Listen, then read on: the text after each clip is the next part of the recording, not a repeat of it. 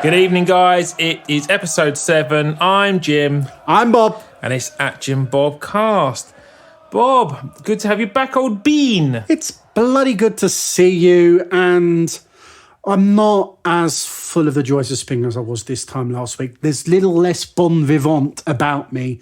The football at the weekend has somewhat metaphorically deflated me. It hasn't deflated me literally, unfortunately. A man out there in the summer with his shotgun has now killed the proverbial swallow, and we are just a cloudless sky with not a piece of wildlife around us. Anyway, moving swiftly on from Rantersville into Rantersville.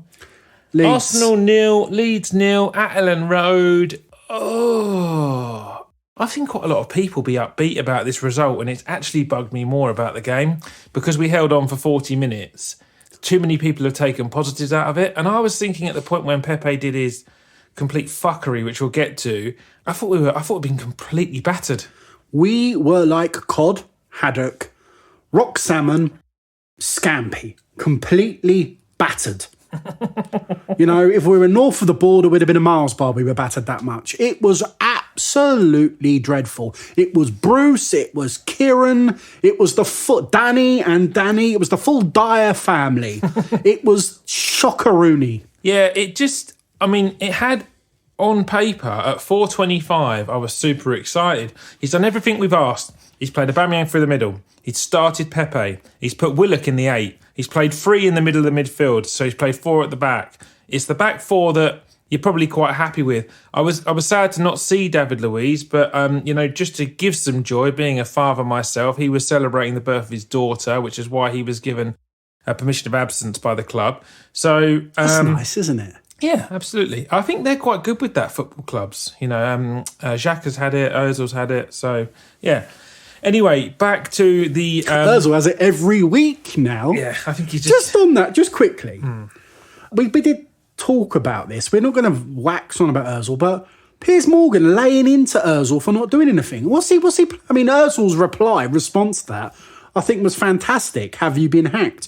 Because he would have loved to have played, you know? I don't know. Yeah, I mean, and I saw Piers actually allude to in his message, sort of saying like, you should pull your socks up and get yourself back on the pitch. Like it's been, it's appalling that and I'm sitting there thinking, he's some sort of fucking imbecile. Like he's working his nuts off in training, according to players. So and he's been deregistered. Even if he wanted to desperately play, he's not allowed to play. Yeah, the club have opted to not pick him until they submit their re-registration for the second half of the season. He is not allowed to play until after the Christmas bubble or the Christmas bauble for allowing to see your families has been relinquished. Yes. So, yeah, it was very odd that. And I know we have touched on the Ozil point, but I feel like today's conversation might bring us around to that conversation again, just because what was evident in this game was, albeit it was 0-0, we were proverbially battered by Leeds. I mean, they had 25 attempts on goal, I think I saw. But the point Pepé was sent off, they'd had 15 or 16 shots on goal. They beat us badly. Our man of the match was the crossbar and the post, wasn't he? He played brilliantly.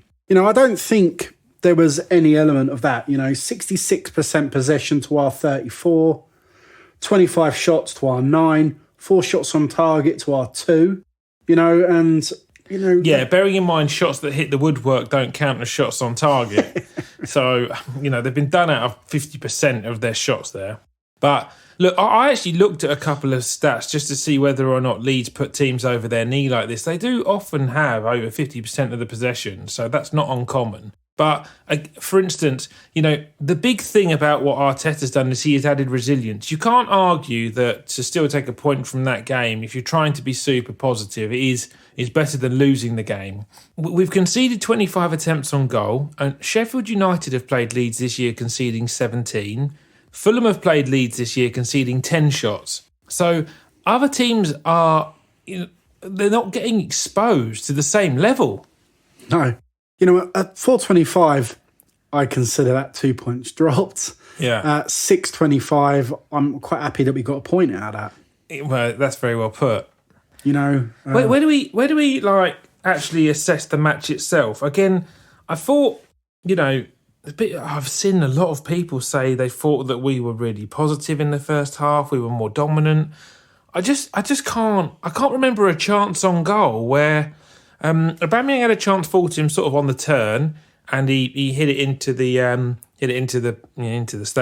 stands, and but it's a proper, not even a half chance, barely really, to hit it on the turn blind and across the keeper into the far corner would have been a sublime finish. I think it's one of those ones that you maybe score 4 out of 10 or something.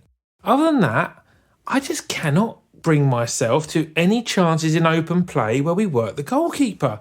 Ceballos had a tired shot from a set piece. That was a really bad set piece. Yeah, and then they didn't, again, with the set pieces, there was they brought the centre-halves up, but they used the short. We had different kick takers all throughout the game, and our delivery into the box was non-existent. That second half when he came on, I thought Reece Nelson's set piece taking was really quite poor. He didn't get past the front man, and when he did get past the front man, he skied it over the lot of them, It was like watching someone playing Australian rules football, Yeah. The bloke with the flag come out and waved it.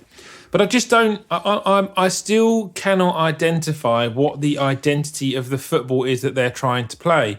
And I put a clip up this week, and I've taken quite a lot of stick about it for Kieran Tierney.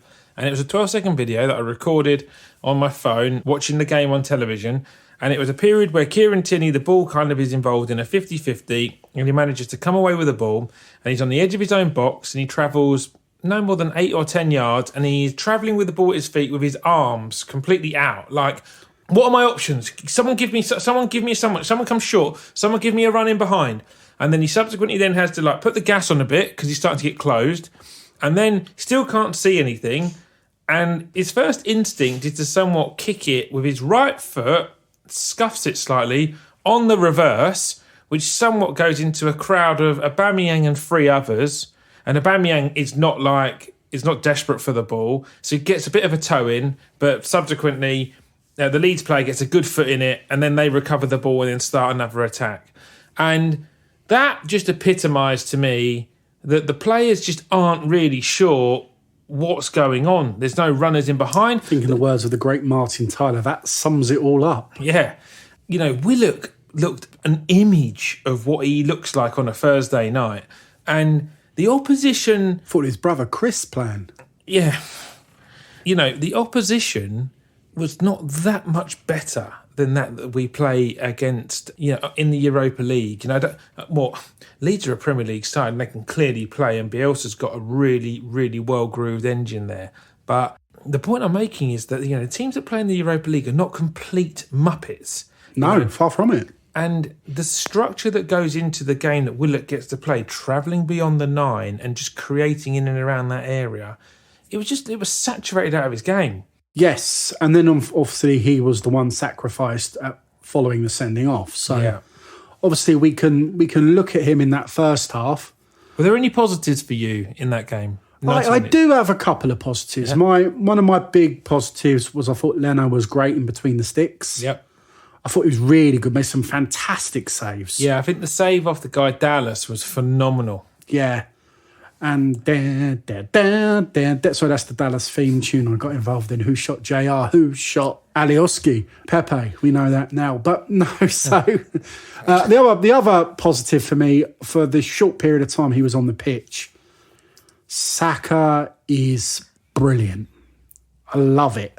He is someone I'm excited to see play football for Arsenal Football Club. He has picked up an injury. We don't quite know how bad it is yet. When he was injured, though, I tweeted, I messaged you. I felt the pass by Aubameyang to him at that moment in time was a very lazy pass. Aubameyang should have kicked that with a bit more gusto to him, which then beats the Leeds player. The Leeds player doesn't challenge him. He's away with the ball. Because he's had to go towards the ball to get it there, that's where he's got knocked by the Leeds player there. So you could say it was a slightly off key challenge by the Leeds player. But that was really Aubameyang's fault. I felt Aubameyang looked very utterly disinterested, to tell you the truth. Yeah, we'll get on to negatives in a minute. Have you got any other positives? I just had them two for me. I thought it was Bellerin's best game of the season. I am normally the architect, according to some of the listeners, that of the Bellerin out brigade. You haven't been his hugest fan, but you have, you've been very honest. You've given him fair cracks at the whip. I think he's played great games. He played great against Vienna, and you commented highly on that. I did. In other games where you haven't thought it was good against United, and you praised him there. I did. But then when he hasn't played well, you have been honest. So I think you're honest about Bellerin's performance this season. My opinion of him has always been that I think he's a phenomenal athlete. I think he's got a great engine. He's got a good turn of foot. He struggles in the one-on-one defensively, which is probably why he would prosper in a 5. But positionally, he doesn't communicate with his right-hand centre-half, so he gets actually caught out in a 5. But he defended well. Not a lot came down their left-hand side, to be fair to him. They were more prominent through the middle and the lines, because the midfield, I thought, were really disjointed. And then the chance that we would have loved Saka to have taken was, if that wasn't Ozil or a De Bruyne in that moment, that would be, that would be a boomerang that people would be playing on all the social media platforms. A fine run and pass that. And that was that technical bit of quality that I questioned whether he had it or not. So, yeah, he had a really solid game. I thought Xhaka held his own when he had to roll his sleeves up a little bit after Pepé was dismissed. So some kudos to him there. Holding and Gabriel have kept clean sheets, playing their worst games of the season. So yeah, I thought that was Gabriel's worst game in an Arsenal shirt. But he kind of just wasn't completely on it with his distribution, but he just made sure he got his body in the way of everything he possibly could. Nuts and all. Yes, indeed there. He did get quite unfortunately caught. No, not anytime soon. He's going to be having a weekend off to celebrate the birth of a newborn. Yes. And we learnt last week that the Queen was a fan, and this week Gabriel has had the crown jewels somewhat splattered back inside himself. When you go and see the crown jewels, you don't walk into a room and just look at them like when you go to a museum. You actually get on like a travelator conveyor belt and you're taken past it. So it's almost like you're on the reverse of the generation game. The crown jewels, cuddly toy, toaster, tea's made. Yeah. No, a bit not quite bullseye. I do love a bit of bully. But that was the crown jewel. Sorry, I used to enjoy Bully. It was good. If you like a good tune, you'll be over the moon with this Philips tape cassette recorder. So negatives. There's quite a few, in my opinion. I was really disheartened by Aubameyang's performance. He looked disinterested. He was really disengaged. And I was of the opinion where he might have come into this thing and just been really, really up for playing through the middle. He looked like he had a really good time away with Gabon in all of his Instagram stories, scoring, lots of smiles on the team bus. Even in the airport when they had to sit there for fucking hours, he sort of was the one rallying around them. And then he's come back and, it's just a rainy day in Leeds. It's just the last thing on his mind. I didn't know, you said before the show started when we had a bit of a debrief, that Willian was substituted at half-time according to Arteta. I didn't know he was. He had a wee knock. But I thought, again, he was under the spotlight because he travelled to Dubai during lockdown for essential business, in abbreviated commas. Was that a gold-plated steak? Well, not plated. He was in Nusret with old Salt Bay himself, dropping the old salt flakes like a swan over his dinner. So I'm not sure whether that was essential business or not. But and look, like I said to you when we had a chat during the week, if they've done that in order to try and instill a little bit of like life into him and just give him a bit of family time, and it works, great. But if it doesn't, he's going to be further under the spot lamp. And now this game at Fulham seems fucking eternities ago, because he has been absolute muck since. It was himself. Tony Adams has come out again today questioning Arsenal's recruitment, saying that the signing of Gabriel is inspired, the signing of Partey is inspired, but he looks at Willian and I think he's flagged up Ceballos as well as two players that he said, I don't even know why they bought them. Didn't need them. Yeah. And interestingly enough, Tony has been someone who has said that how Arsenal have not registered Ozil is just completely baffling. Now they've brought the player in Partey, I think he refers to him like you do, the boy party. The boy party. And now you've bought someone who can do his dirty work, his leggy work, still got enough technical aptitude to drop it into him into the lanes. You've really highlighted a player who can accentuate what Ozil can do. So here's my point. why I wanted to potentially revisit Ozil.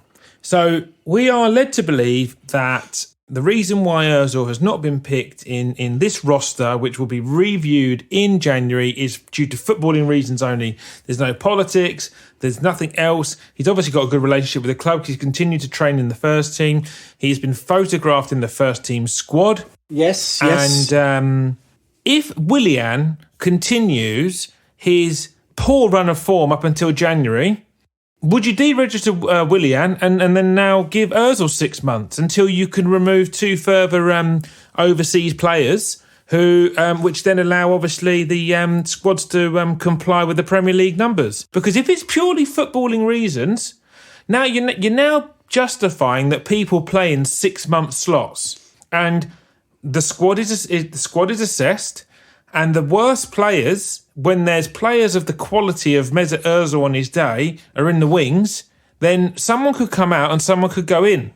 Because it's now like a fucking roster or a draft, similar to that of an American sports franchise. You know my opinion that I would re-register Ozil. Well, it depends on your alternatives and all of your reasons behind it. If it's just based on footballing reasons, then why not pick the squad that's got your best players? You know, I would probably suggest I would look to sign someone to replace Willian in that instance that you said about deregistering him, rather than bring Ozil in. Ozil's not played for probably 9 a year by that point. You know, it would be ridiculous to think he could come in and make huge changes. Which is the same as someone coming back from injury, but yet he's actually been fit the entire time. So the speed coming back to match sharpness should be slightly quicker than that of someone who's actually trying to regain fitness and match sharpness. Yeah. So new signing would be preferable to me. I agree with you. I think... No, but the point is that it's because it needs to come out that it's a political issue, and the continual management of people in and around their contracts and conduct with Arsenal Football Club over the last 10 years has been a fucking shambles. And the people that I've spoken to, just who've wanted to have conversations who are general football fans over the last 10 years, talking about Arsenal over the last 10 years, are all in agreement. They don't understand how a player that can attract a £40 million fee in his sleep in Aaron Ramsey's been able to leave on a free when he's in his prime of his contract. We've let so many players walk out the door. And Partey is the example, because he is a player that's supposed to come in and replace Aaron Ramsey. Not identical players, but he's a £45 million fee, and if you believe John Cross, he's on £10 million a year, right? So let's just say that John Cross is an idiot, right? And we just subtract idiot tax, and he's on £6.5 million a year, right? So over 4 years, that's 70 million, and it would have cost you 40 to re-sign Ramsey. So that's a £30 million net gain, of which Arsenal Football Club actually desperately need in transfer windows, because we don't have the free spending power of those around us.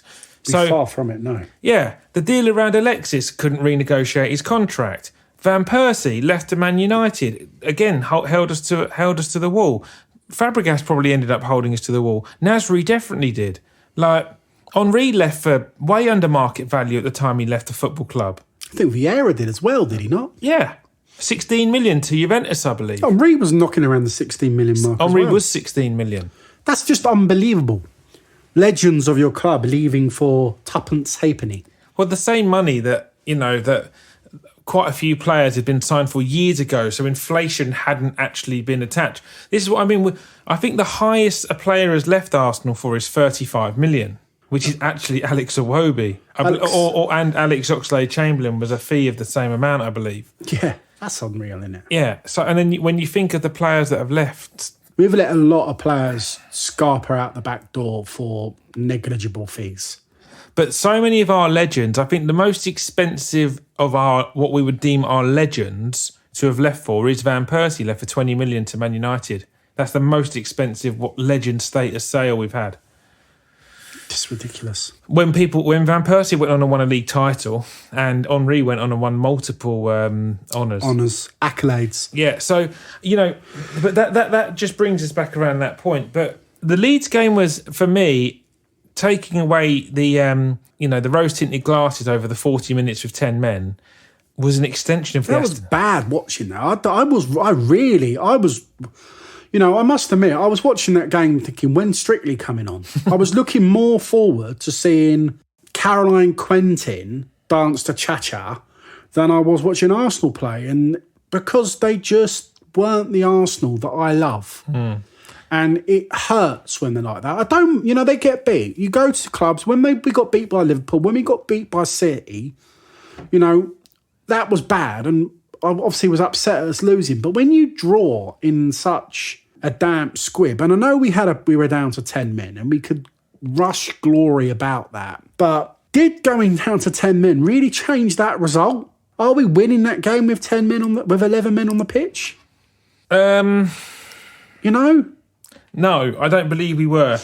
We might have actually tried to play out a little bit more, which would have exposed us slightly more, which arguably could have left to a more clear-cut chance for Leeds to take. Exactly. I think we ended up defending really, really, really deep in the end, now that we're down to 10. Our best chance fell to Saka. Yeah, which was on the counter. Which he wouldn't have been on the pitch, potentially at that moment in time, in that way, shape or form, because obviously he came off of Willock, that was a sacrificial substitution for Pepé. Yeah, but he came on for Willock to play left side, where Willian was playing. So, look, I still believe that chance could have fell to him, but we were playing on the counter and just trying to defend, not conceding. So he didn't try and still go on and just leave a little bit of an overlap. He still applied 2 banks of 4 and then just squeezed the one. But Bob, the point I was going to make is that game for me, with even under a new formation, players what we perceive to be in their right position, no Partey obviously, but he's not been at the club long enough to have a proper effect on the team yet. It was an extension of the Villa game. There was nothing different. It was still bland. It was flat. The actual technical passing and movement between the players is absolutely non-existent. There is no running off the ball or stretching of the play. And a friend of mine sent me a tweet, and it was really, really interesting reading, actually, and I hadn't paid attention to it, but he's a dear old boy, my friend Sean, and he said to me, mate, if you watch it, the fact that there's no fans in the crowd actually just emphasises how regimented and orchestrated this team is under Arteta, because he is on the touchline and telling people what to do literally second by second. It is a minute by minute orchestration. He is narrating the play per se. It's almost like Will Ferrell in that film Kicking and Screaming. Yeah. And when I actually watched the game back the second time and muted the I didn't mute the sound, but I just tried to watch the game with very low commentary, and just watch when the camera takes a glimpse of an image of Arteta. He's absolutely spot on. And the only team that I can fathom some kind of similarity to with a team that did that was Van Gaal's Man United.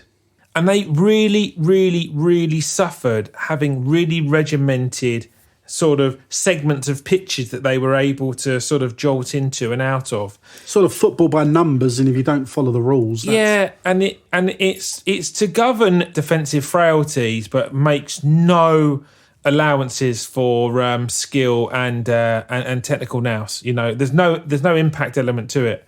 And you were going to take a look at some of the stats of the game, right, and just really highlight on paper what it actually looked like. Well, there was the obvious stats, obviously, that Leeds have outpossessed us and things like that. But one of the ones that I found was quite alarming was our pass completion, 70%. Right. So 70% completion of passes when our season's average is around 85%. So we're coming in a full 15% under what our pass completion ratio is. Shots on target, shots on goal, they are forming an all too worrying trend for this season. That's sort of falling suit every single game. I'm not even sure that the people that do the stats don't just refresh the screen from the previous game. So that was an alarming stat there.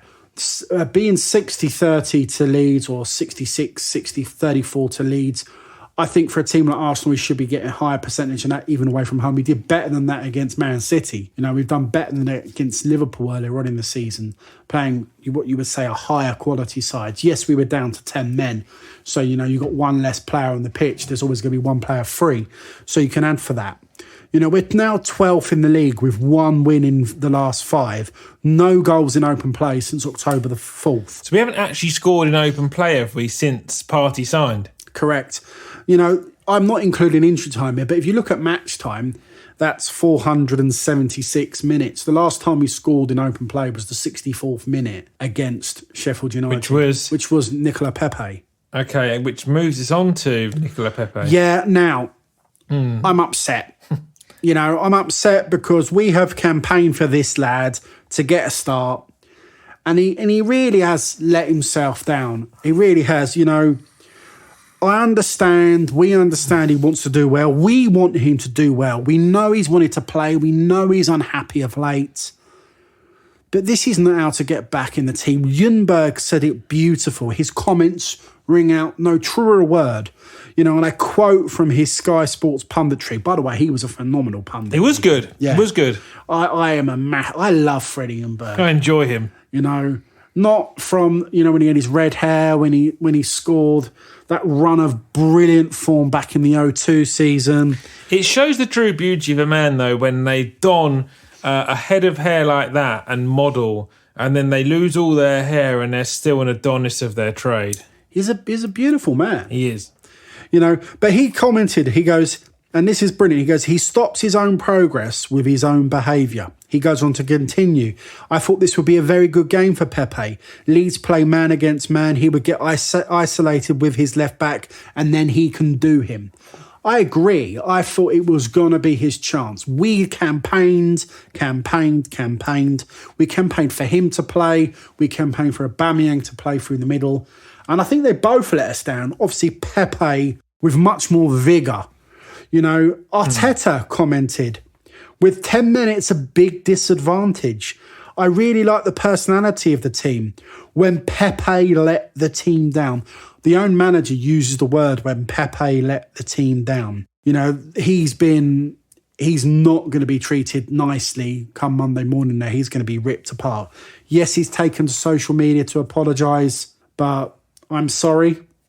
You know, fair play to him. I mean, I was trying to not justify his actions. You know, Sky highlighted some hustle and bustle and some off the ball, and he was having a good wrestle with Alioski throughout the game. You know, which is what you like to see in competitive contact sport. And I just can't help but think that if we're 1-0 up or 2-0 up and we're creating frequently and we're just giving them a problem every time we break, there's just no time for the shithousery. But we've gone there, they're thinking this is going to be a tough day out, and they're absolutely having it away. And Pepe's not really had a chance all game to do what he probably likes to do, nor is Aubameyang. They're just chasing dead balls and trying to run a front line without really pressing. And then someone's just continued to go in at his ear and do what they do in England. And and he just can't hold his tongue. But I think if he's already on the score sheet and things like that, or if he's already set a goal up, or if he's already had a chance, or we're already winning, he just does the right thing. He's having a better day, he doesn't do that. You know what? You know, this is the thing that really gets me. You know, he's not really headbutted the bloke. He's just he's caressed foreheads with Alioski. Alioski goes down. Alioski, though, has not... When a player does that, it's very natural for them to put heads together, and it's a bit like rams in a field in the Isle of Wight, you know, just sizing one. Rams in the field in the Isle of Wight. Okay, I understand rams in the field butting heads, but your Isle of Wight context, I'm going to come on, tweet us in. No, have you seen rams in the Isle of Wight? Yes, Isle of Wight rams. I went there as a young schoolboy on a field trip in year 5 and year 6. We went to the Isle of Wight, and it was where I first saw rams push heads. So it was a fond memory for me as a 10-year-old. For rice cake. Yeah, okay. Anyway, so he has Alioski's just got no intention of putting his head to his, and he's like, I'm going anyway. And he does. And it is the mildest of mild headbutts, but it is a headbutt. And he gets sent off for it immediately. Using a VAR, there's no... And there's no defence for it. If it was... Why didn't he just kick him? If that action was on an Arsenal player, you would call 100% for a red card. Immediately, henceforth. Yeah. So... Yeah, why didn't he just kick him? That's the thing that really cheesed me off. Do you know what? People keep saying this. I watched some other media guys do their reviews of the game just to get a rounded opinion. They're like, if you're going to do it, mate, do it properly. And what? And get fucking done for assault. And Duncan Ferguson did time. But then he broke a player's face. So, I'm just sort of thinking... He actually headbutted a bloke and broke their face. Yeah, that's amazing, isn't it? It's the best thing. He is my favourite story of all time. Obviously, he got broken into. His house was broken into when he was his first visit in first tenure at Everton, and he came down and caught the blokes, and obviously they left not in the blue lights that they thought they'd leave in, but they left in an ambulance because he beat him up. And then again, once he'd been to Newcastle and come back to Everton, somebody broke into his house again. And again, the same thing happened.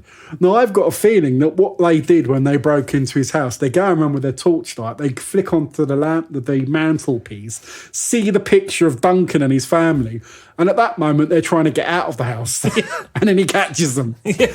But yeah, he did that, fair play to the bloke. Well, if someone breaks into your house, it's self-defence, isn't it? You're entitled Especially to that. if you've got a wife and kids and stuff. But no, I'm not saying that...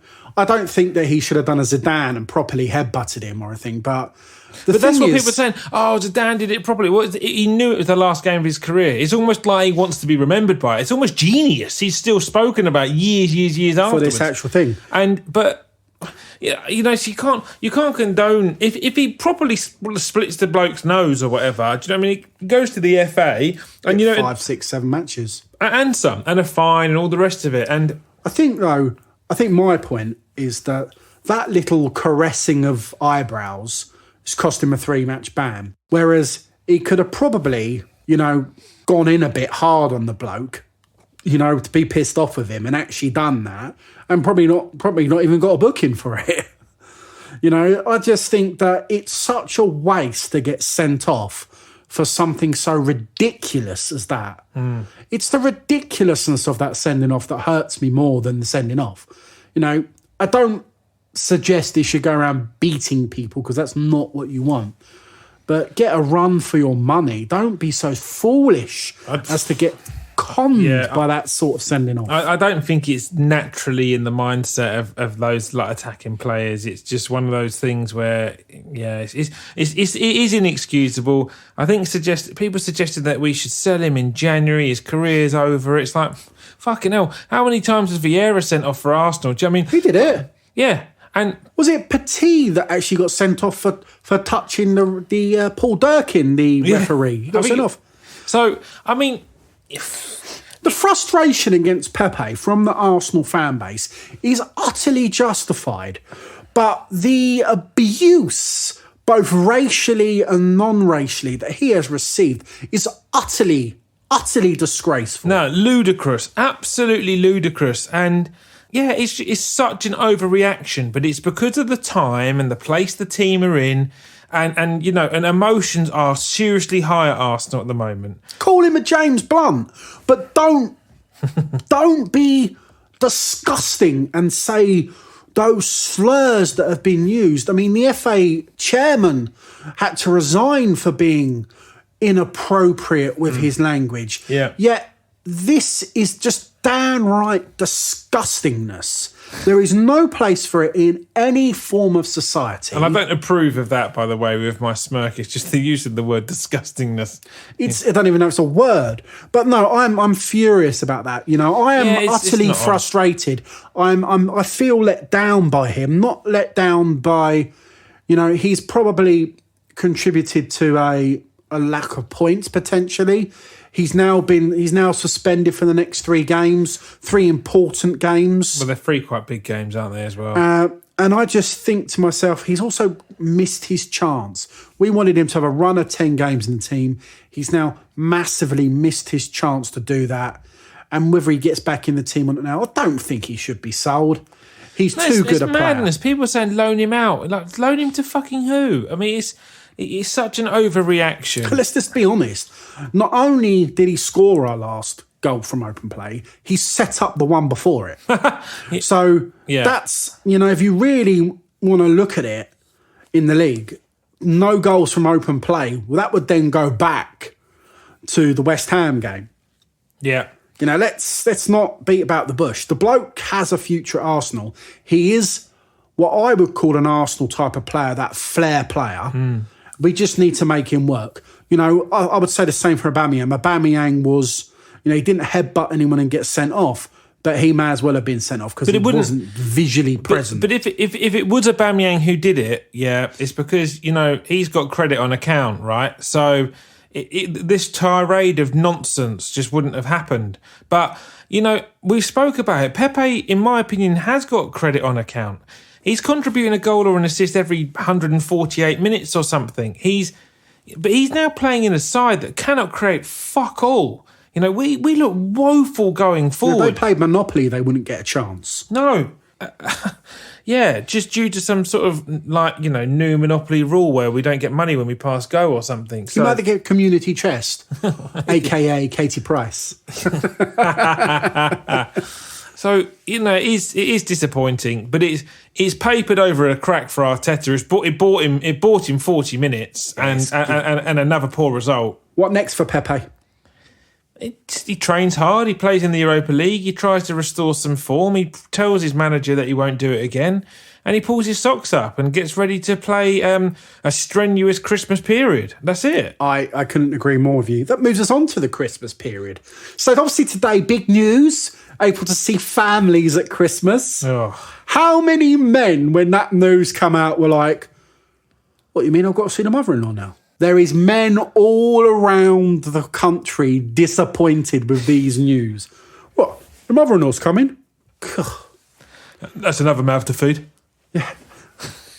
Yeah, I'm already working out a way to avoid it. You can't invite your granddad. He always eats all the Yorkshire puddings. It's just like there's so many arguments where people just thought, I'm going to gorge. I'm still going to buy the same amount of food for the four of us. The children eat nothing. They'll probably have a few blanketless pigs, and I will eat blanketless pigs. Do you mean a sausage? Yes, but they're only pigs in blankets, aren't they?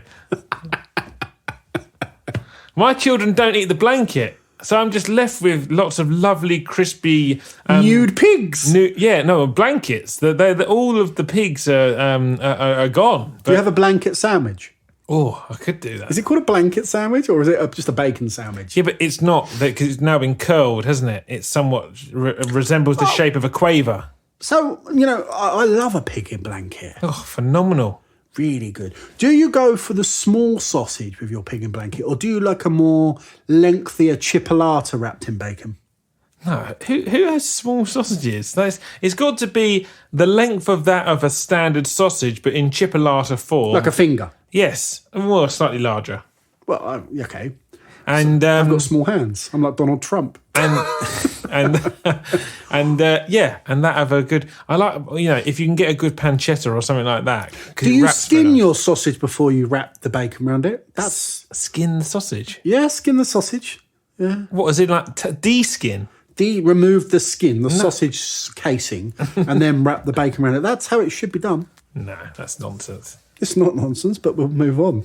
So, so it is a month until Christmas, a month until Christmas Eve, and it's also coming up to a year since Emery left. Yes. Christmas is the hardest part of the year. So many games in such a short space of time. I think the next few games are really going to shape our season and lead us into that Christmas point. We're even going to have an appalling Christmas. We're going to have a Christmas like a turkey this year, I think. I really am not looking forward to the next month and beyond. 2020 can end now, I think, as far as I'm really looking forward to it. So let's start with our next game. That's Molde. So we have then 3 games in the Europa League. Molde away, Vienna at home, Dundalk away. Yep.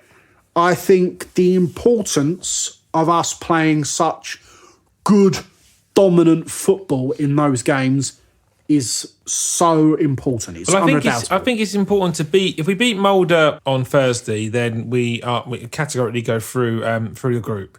And then I think it's equally important to try and win the next two games. But I think then it's time to try and have a look at Balogun, Moller, the young lad Charlie. The boy Patino. Yes, yeah. The boy. Have a look at him. Again, this is so frustrating. This is 180 minutes post Molde if we win, where it just gives Saliba a licence to play, and but we can't. So we can play in the Europa League. No, he's not registered. No, he can't. That's when he wasn't registered. He's in the Premier League squad. He's eligible to play in the Premier League, but he's not registered in the Europa League. Runnerson has to play, I think. 100%.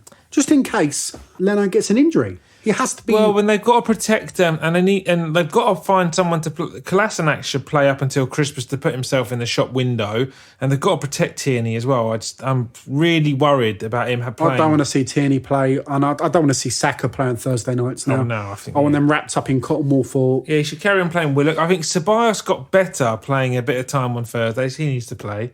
Yeah, it'd be good to. Pepé has to play 90 minutes in all of those games if he's going to continue using him, because he'll get him fit. And do you know what? I think he should play Aubameyang in one of the games and just and find him a goal. I think potentially, if you want to look at it, the importance of playing him then this week. Yes. It's an earlier kickoff, so 5:55. Yeah. So he could go there, play the game, come back, be rested to play Wolves on the weekend. This is a 7:15 game on Sunday they night. choose not to play him this Thursday, then I certainly would give him some time against Vienna at home to try and find a goal ahead of the Spurs game.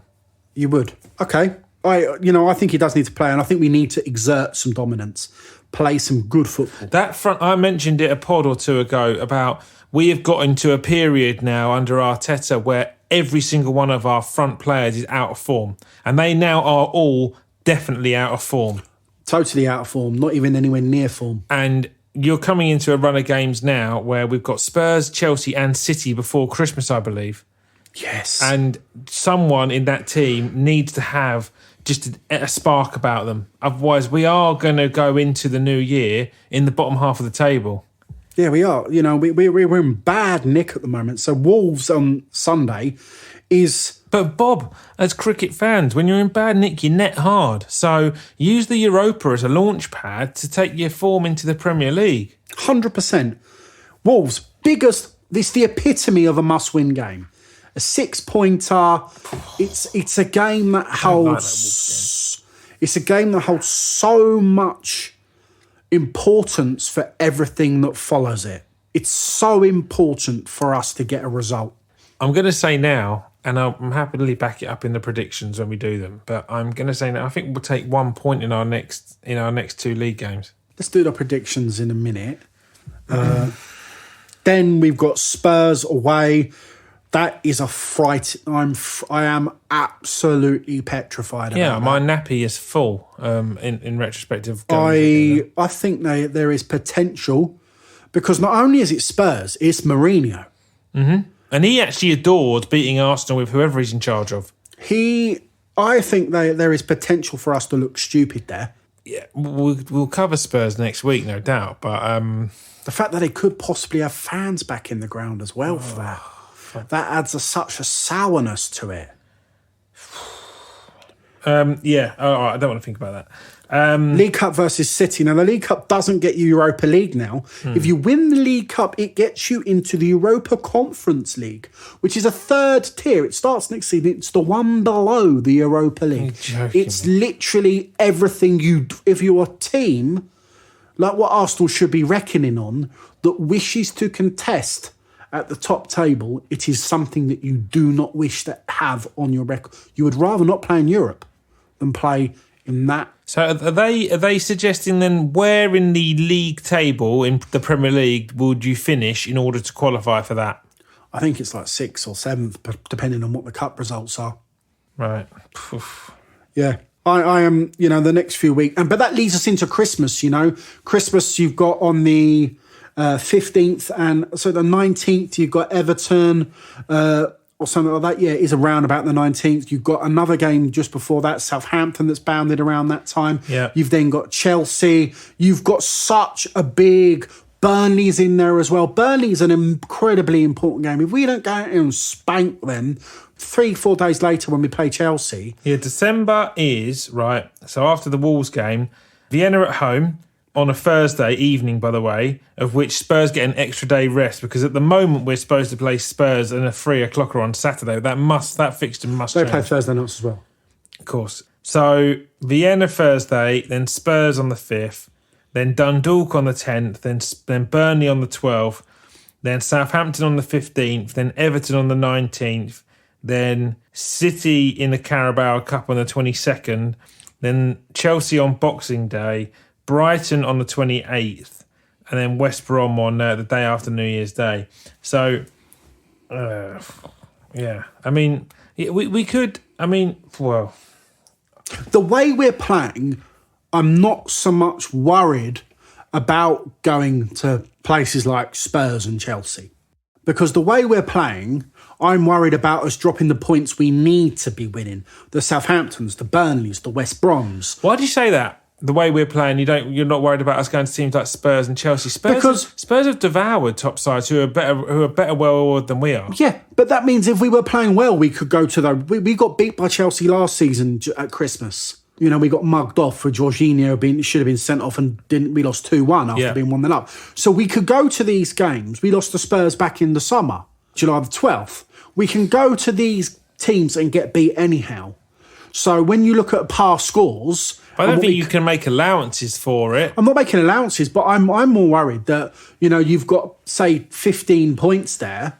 You know, 6 of them points are hard and they'll be tough points to win. Yeah. But the other 9 should be in our back pocket with our Satsumas, our Terry's Chocolate Orange, and our nuts in our stocking ready to be unwrapped. And I don't think we're playing well enough to guarantee those 9 points. And that's my worry, that you're going to come in and not even have your basic before you can start pushing for the better results. Where do we get to at Christmas when the CEO, Vinay, and is talking with the Cronkies, and he's like, do we need to pull Mikel in here for a discussion?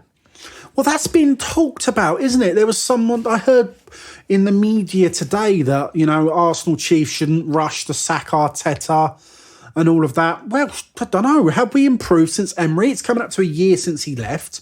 No, we haven't, in my opinion. And Emery didn't improve Arsenal from Wenger. And so many people campaigned Wenger out. And we have gone backwards since Wenger, spending nigh on £300 million. And we just continue to free fall. You know, last season after 9 games, we had 15 points. This season, we've got 12. Last season after 9 games, we had 117 shots.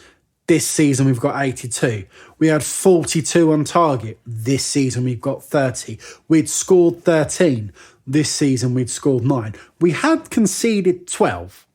So, this season we've seen 10. So our goal difference was positive 2 over the current position. Yeah, we were averaging 13 shots per game after 9 goals last season. But have you got stats like moving forward? Where were we under Emery after 15 games? Well, he got sacked last season after 13. At this point? 13 games, because obviously the season starts slightly earlier, so he played 13 before he got sacked. So after 9 games... He had 15 points. After 9 games, he had 15 points. After 13 games, he'd only got... after 9 games, he had 15. After 13, he'd only amassed 18 points. Right. So he'd only got... That's where he got sacked. His run of form from 9 to 13 was dreadful. So he won 1 and lost 3. Yeah, he's...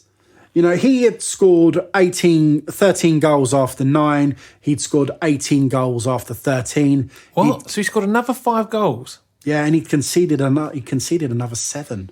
So he scored 5, conceded 7.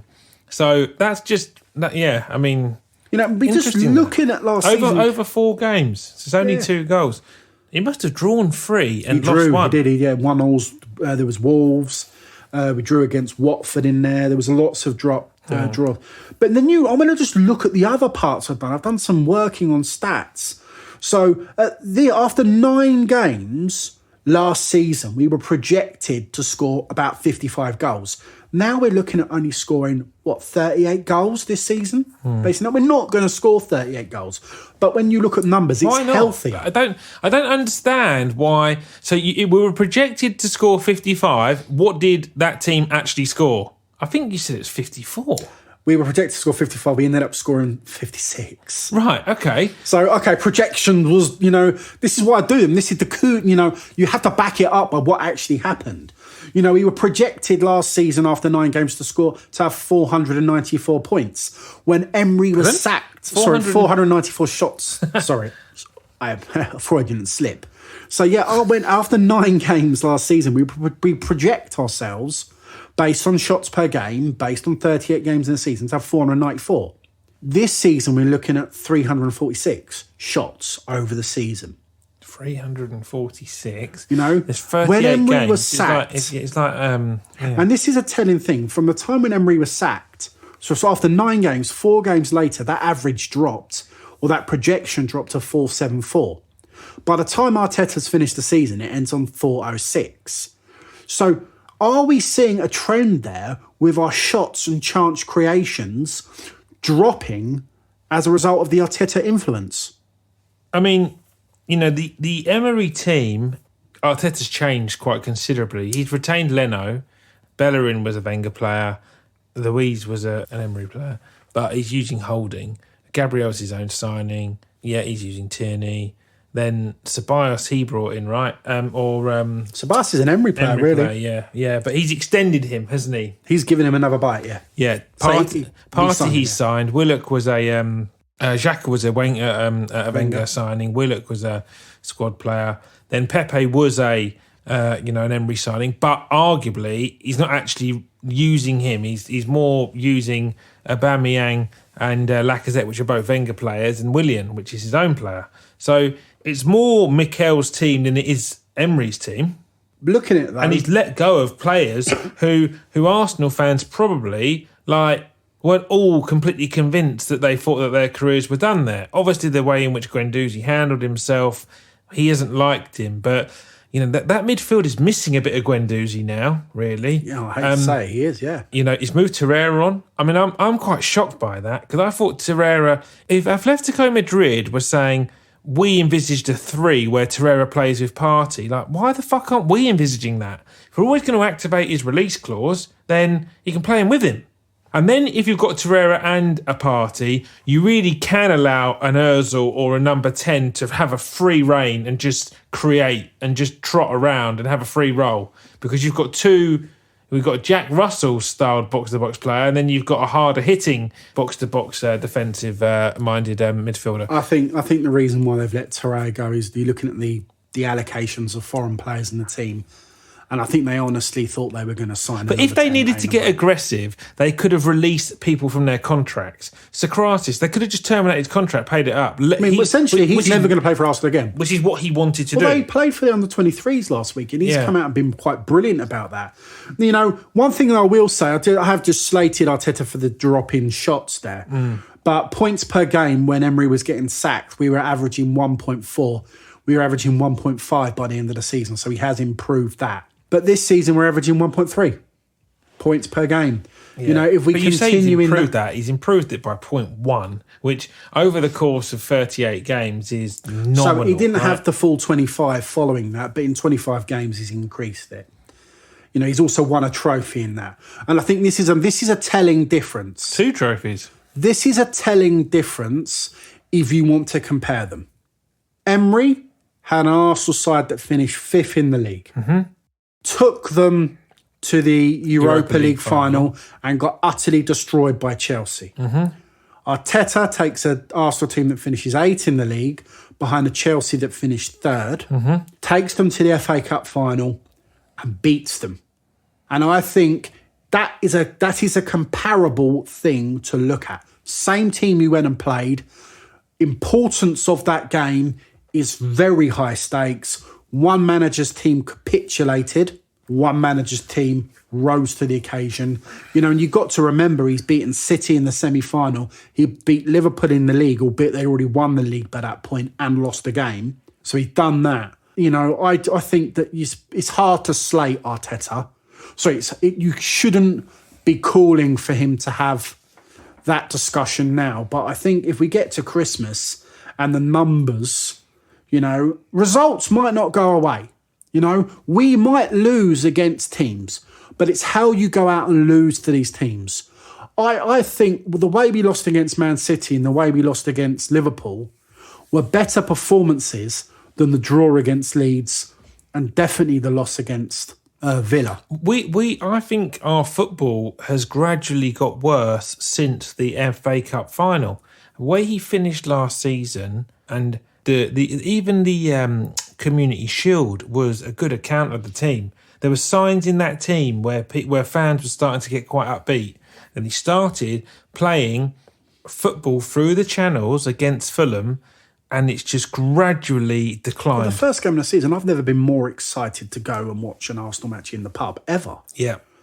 I was so excited. I even booked the table to go and make sure I had a table for him. And I think maybe he's got a bit, I don't want to use the word cocky, but complacent potentially, because he's got a lot of, Arteta's tactics are clearly working here. A lot of high support and a lot of fine regards from fellow professionals and the media. And maybe there's an element of complacency that his way is the way. And maybe someone needs to put an arm around and say, Mikel, you win a game by scoring more goals than the opposition. And that's the only way you can win a game. You've only got to look at, someone like Aubameyang, his record in the Arsenal team under Wenger, under Emery. And then if you looked at his record now under Arteta, it would fall through the floor, as would Lacazette's, no doubt. I mean, if you just look at a lot of things... I just can't... My biggest issue, Bob, is I cannot remember an Arsenal team any time, like literally ever. I cannot remember a team after 9 games we've only scored 9 goals and not actually looked like scoring goals. We don't... Defensively, there's no doubt the signing of Gabriel was immense. That Tierney looks a proper player, and those that have said no, he'll be a future Arsenal captain, maybe he will. The point I just made was the fact that people say he will definitely be Arsenal captain, and I think it's just because he wears short sleeve, he's Scottish, and he carries a carrier bag. People just think he's a hard nut. There was a picture of him getting on the plane today in a short sleeve shirt. Oh, summer every day for Kieran. I'm a massive Kieran Tierney fan. He's brilliant. But I just want to... Let's not Arsenal Football Club tweet about players wearing T-shirts when, it's fiddling my Rome Burns, isn't it? It's like Nero. So let's look at this season. He's got a back five now who can who can hold their own against just about most opposition. Fair play. Well done for conducting that. But I would be absolutely overrun in training about drilling, or not even drilling, just be like flair. 3 clean sheets all season out of 9 games. Yeah. 4 wins out of 9 games. 4 defeats out of 9 games. Yeah. Now let's look at that. If you are not attacking a team, if you're not creating chances, by virtue of not doing either of those things, you are encouraging your opposition to attack you. Mm-hmm. If your opposition attacks you more than you attack your opposition, they will score more goals than you, no matter how good your defence is, because you're giving them more chance. And that will come, that we will fall foul of this. We will fall foul of this, irrelevant of how sturdy he's got that back four, because the captain of the Titanic, if he can't go down with a sticky plaster and keep that boat floating, you hit the iceberg, you go down. And that's what will happen with Arsenal. We will keep hitting icebergs. We will keep sinking. Is Arsenal's form a concern for us to think that we're in a relegation battle? No, because we're going to be better than those teams. They will be poorer. We're not going to be better than them. I think they'll be poorer than us. That said, do you want to look at some form here? Based on the first 4 games of this season, we were only getting 7.5 shots a game, but we were getting 4.25 of those on target. Goals per game was averaging at 2 goals a game, and our conceding per game was 1.25. So we were still dropping there. Our projected goals and points is quite interestingly based on the first 4 games. We were looking at scoring 76 goals. Okay. Arsenal scoring 76 goals is an Arsenal season. It's slightly above average in the last 5 years, but it's not unheard of. with the firepower that we have, you would suspect. It's 2 goal a game average. Yeah. Yeah. And we were looking at conceding 48, but our points we were looking at 76. Obviously, that's inflated. But let's look at the last 5 games. The last 5 games make very sour reading. So firstly, it's looking at getting 50 points. Based on the last 5 games, we're actually only looking at 30 points. So you ask about a relegation form. Our last 5 games are undoubtedly relegation form. Okay. Based on the last 5 games, they're undoubtedly relegation form. Our total season is 50 points. That won't see you go down. We're only looking at our last 5 games. If we carried on playing like our last 5 games, that's only going to give us 7.6 goals a season. That's 10 times less than what we would have based on our first 4. So you could say our first 4 games were 10 times better than our last 5 games. And that includes a win at Man United. Yes, it does. No goals in open play. Don't get a penalty. But look, things. In the words of D. Ream, things can only get better. Right. Fans back at the stadium. Yes! How interesting. So it was announced that we're going to be able to, based on tier 1 or tier 2, have fans back in the stadium. 50% of the attendance or Up to 4,000, whichever's lower, they said. Yeah. All right, let's rattle through this because I want to hear your rant of the week, actually.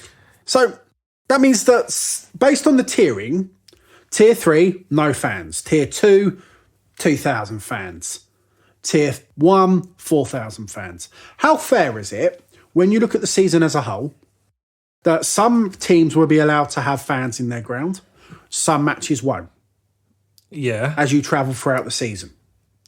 Do you mean, is that fair just in general? Is it just in general fair? But if COVID is high in certain areas, then certain areas need to respect the regulations of that area. That's the same as when some areas could go to the gym and some areas were sitting at home watching people go to the gym. So, yeah, it's just, unfortunately, that is just the tiering structure. We've been used to it now for months, so I'm all right with that. Will that be a mixture of home and away fans, or will we just have home fans? I don't know. I'm not the governor of the No, but FA. what would you expect to see? I assume it will only be home fans because you are potentially bringing people out of a tiered area into another tiered area. Well, there's so many questions here that have to be asked. And then I have this one. Money talks. Money talks.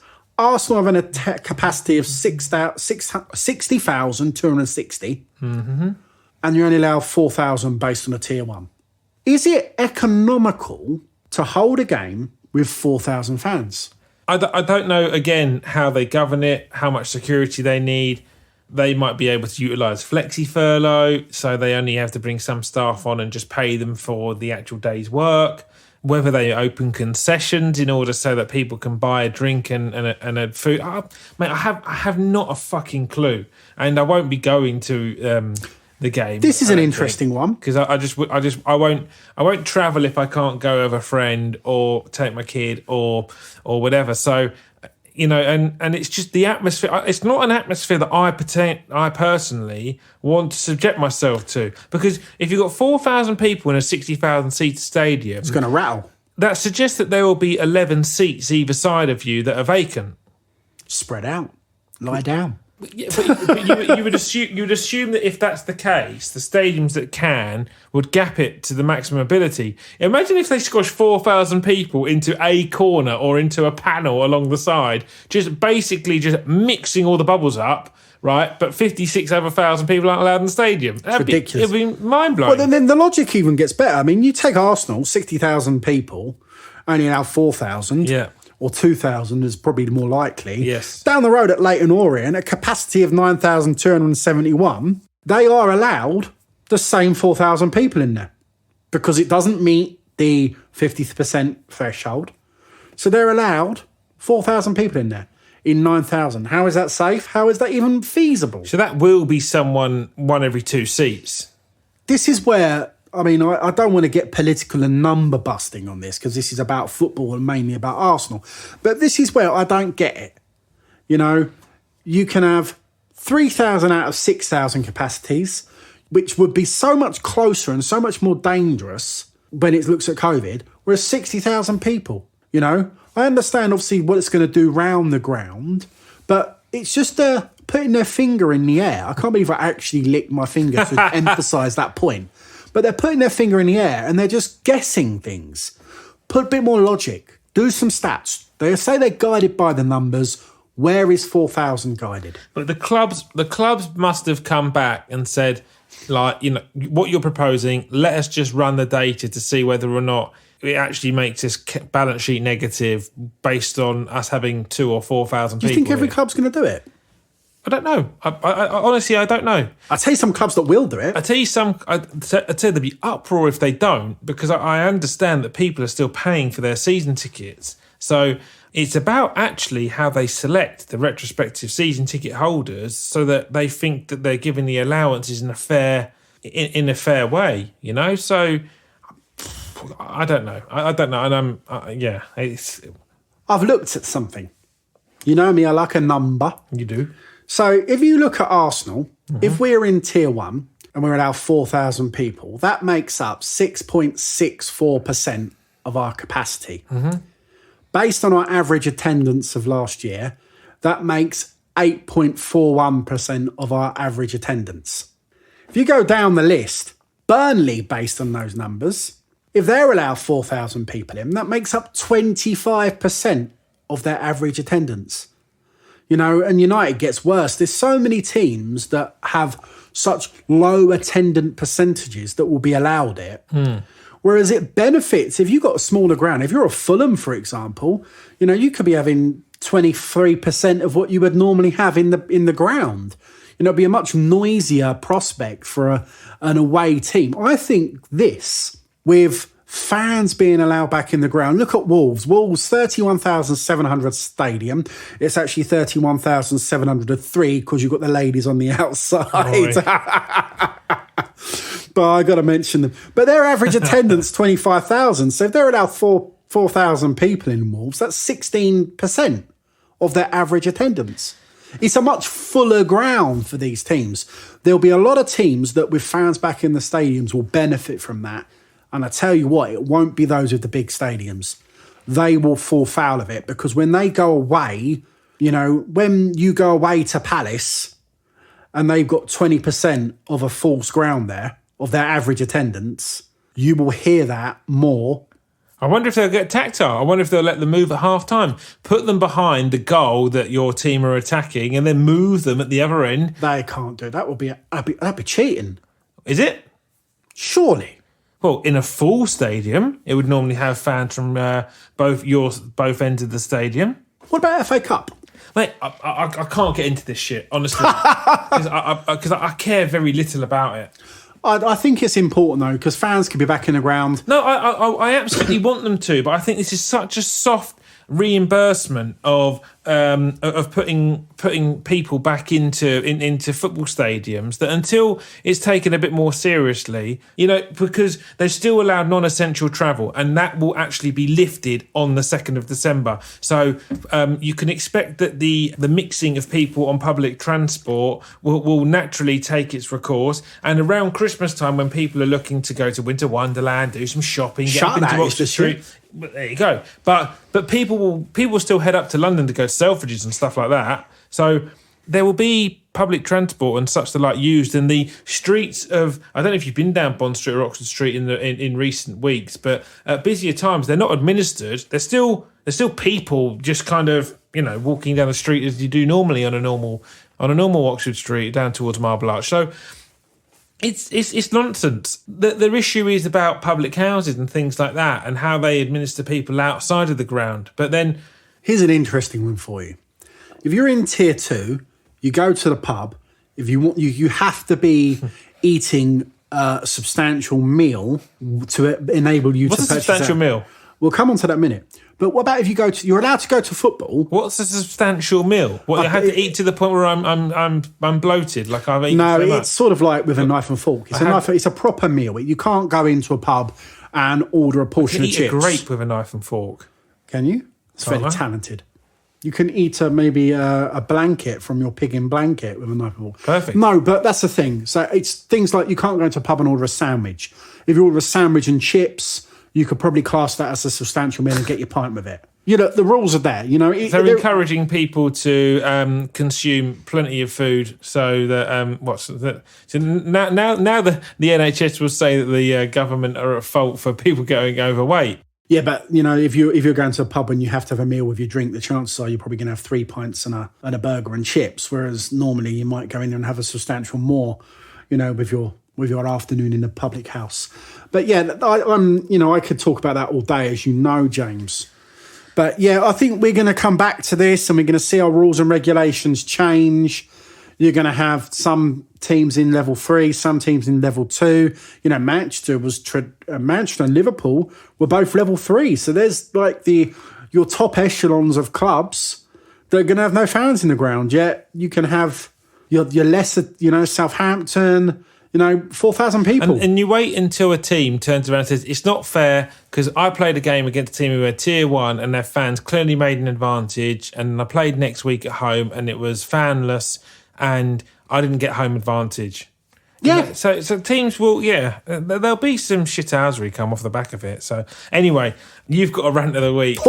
So, following on from last week's I'm a Celebrity. Yes. I like watching I'm a Celebrity. I think it's good for the people that listen to know is that Bob really enjoys CAC television. I wouldn't say CAC. Well, you watch I'm a Celeb. I think you watch Towie. I don't watch Towie. Do not drop Towie into my lives. He also enjoys Strictly Come Dancing. I do, although the Dancing first... on Ice. I don't watch that. No, whoa. Yeah. I don't watch Dancing on Ice. Songs of Praises. I ban that from the house. That's not allowed on my television, Strictly, the ice dancing thing. It's absolute tosh. Strictly Come Dancing's brilliant though, although the first time I watched it I thought this is a bit weird because it wasn't Strictly Come Dancing at all, but no, I do watch these programs. They get the list, they got it's Bake Off final tonight. I don't watch Bake Off since it's moved onto the other channel, since they got rid of Mary Berry. Right.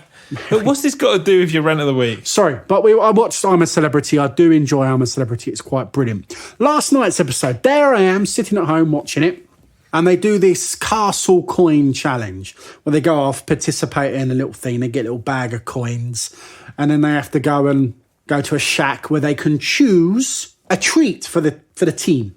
Right. And then the team has to answer a 2-question multiple choice. And if they get the question right, they get the treat. So last night, the treat was chocolate mini eggs. Cadbury's chocolate mini eggs. They didn't drop a brand name, but chocolate mini eggs. They've said you've got to assume. Well, they've used mini sweet. Yeah. I'd let you have that as a sweet. It is a sweet. And the other option was Scotch eggs. Fantastic. I love a Scotch egg. I'm a huge Scotch egg fan. I know. Yes. I mean, I would have probably gone for the chocolate. What is a Scotch egg, Robert? We'll come on to that. So then, when they get in there. Not only was it to see everyone's face when they were told they got Scotch eggs instead of mini eggs, but they unveiled these Scotch eggs. And in fact, they were not Scotch eggs. A Scotch egg is a boiled egg wrapped in sausage meat, coated with breadcrumbs. That is your Scotch egg. That is the definition, the final recipe of a Scotch egg. These eggs that they received were not a Scotch egg. These were chopped egg in a mayonnaise coating, if you will, or encasement, wrapped in sausage meat the same, and then breadcrumbed. It was not a Scotch egg. It was an egg mayonnaise filled snack egg, savoury egg bite. I would go on. Not a Scotch egg. And it absolutely makes my blood boil when people call them Scotch eggs. It is not a Scotch egg. It is a snack egg. It is a savoury egg. It is an egg bite. Is there egg in the mixture? Yes. Is there the Scotchness? What is the Scotch part? Well, it's a boiled egg wrapped in sausage meat. No, I actually once... But there is egg wrapped in sausage meat with breadcrumbs. No, but no, whoa. Stop. I rang Ginsters do a Scotch egg bar. And one day, I rang them up. I said, excuse me, Mr. Ginster, Mr. Cornishman. I said, this Scotch egg bar, it's not a Scotch egg. She goes, what do you mean? I said, it's egg mayonnaise in a sausage-shaped item. It's not a Scotch egg. She goes, well, it's the same ingredients. I said, so's a sausage and egg sandwich. Sausage meat, wrapped around the egg, boiled egg, If you want to do a mini Scotch egg, use a quail's egg. That is a mini egg wrapped in sausage meat. This snack eggs, these Scotch egg bars, they're not Scotch eggs. They shouldn't be referred to as Scotch eggs.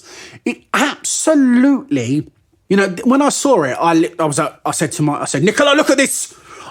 I cannot believe I have seen this. I nearly changed the channel. I was in that much disgust. But to imagine that you offer up a Cadbury, I'm going to call it Cadbury's mini egg, because if they came in with an insuperior mini egg to that of the Cadbury's variety, they really are trying to shit on these people. First and foremost, they've gone from the outback, the jungle, to fucking Wales. And then Nothing wrong with Wales. And then you're discarding the mini egg and replacing it with some kind of non-Cadbury's type, which would just be insuperior. Imagine if they gave them the Smarties mini egg. They are fucking awful. Or Lidl. Oh. And nothing wrong with Lidl. And then, I'm a massive fan of a Scotch egg in like a rustic pub as a starter, and it's cooked and the egg is runny. What sauce do you have accompanying your Scotch egg? Probably something like... There's only one. It'd be like a chutney or a piccalilli. It's salad cream. What the fuck? Salad cream is the traditional accompaniment to Scotch egg. Salad cream is poverty, mate. You shouldn't... The late, great Gary Rhodes did on his cooking programme for yonks ago, Scotch egg with salad cream. Salad cream is a poverty sauce. That is fucking... Do you know the difference between salad cream and mayonnaise? I don't care to give Salad cream's made... salad cream's made from semen? No, it's not made from anyone that goes on the ocean. It's made with boiled egg. Nah, not having that. Salad cream's shit house. You don't like salad cream? It's crap. It's watered down. It's not even a sauce that contains substance. It is the exact sauce that if the lid is a little bit off and somehow the bottle is facing downward, almost definitely contents end up on the floor. Whereby in a ketchup or a mayonnaise or a jerk or a barbecue sauce... A jerk sauce? Yes. Levi Roux's sauce is phenomenal. Riggy. Yes. Any of the other sauces, you have time to repair the issue of the lid facing downwards. I don't think you do with a barbecue sauce. That's quite a loose sauce. Not if you've got a good glazed barbecue sauce. But I don't eat barbecue sauce after an unfortunate accident with barbecue pulled pork at my father-in-law's house, who decided to try and kill me. Thank you very much, father-in-law Sean, for that.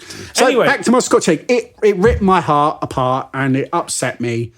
And I have written... Will you be making Scotch eggs for the Christmas special? Oh, no. I think I'm going to keep it with festive garments only. Pigs in said blankets. Plus some other fine eateries. Eateries, yeah. Do you like a Christmas pudding? No, I don't. But I've recently moved into the world of enjoying mince pies. I do like a mince pie. Yes. So anyway. I might even try and concoct my own this year. Should we have a mince pie off? Oh. Yeah, could do. In honour of the Bake Off, but our own version. Our own Bake Off. So we've sort of waned off the football subject because of this disgracefulness with Scotch eggs. And also it makes it easier to leave on a high note and look forward to what happens next week. Or in the coming week when we have Molde away, we have Wolves at home. So Bob's three ladies will not travel down. So what do we reckon in scores? I think we're going to draw 1-1. With Wolves? Yes. I think we're going to get beat 1-0. Okay. And the Molde game, that's a 1. I'll go first on this one. Go on then. We will win 4-0. Fucking hell. We will win 2-1. Goal scorers. For Wolves, it would be my man Neves. Yes. I'm saying we're scoring none in that game. And against Molde, well, it's Thursday night. It's going to be Reece Nelson. Thursday night, I believe Eddie will pick up the phone. He's due a goal. And I think Arsenal 1, Wolves 1. Who will score? Lacazette. Good for him. Cool. All right. It has been a lovely week. I think we've probably rambled on a fair, significant bit, but it's been enjoyable, actually. Loved it. You enjoy this, don't you? It's something to look forward to in my week. Absolutely, mine too. Whilst we are locked down and we are able to come to our essential place of work, which is a studio where we socially distance and don't touch. Cool. I've been Jim. I've been Bob. Catch you later.